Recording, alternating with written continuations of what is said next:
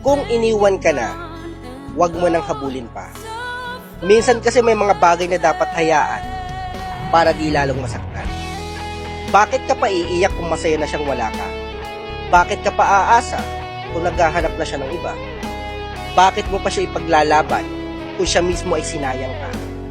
At bakit mo pa hahabulin kung itinutulak ka na palayo? Mas mainam na lang na hayaan na lang kesa magmakaawa pa. Bukod sa nagsasayang ka ng panahon, mas lalo mo nang sinasaktan ng sarili mo. Marami naman diyang iba, tumingin ka sa paligid mo. Malay mo na sa paligid mo lang ang tunay na nagmamahal sa'yo. Huwag kang mag-focus sa taong ikaw mismo ang sinayang. Mag-focus ka muna sa sarili mo at sa mga taong nasa paligid. Tiyak may isa dyan na lihim na tunay na nagmamahal sa'yo. Di mo lang napapansin kasi nakatuon yung atensyon mo sa taong hindi makita ang halaga mo.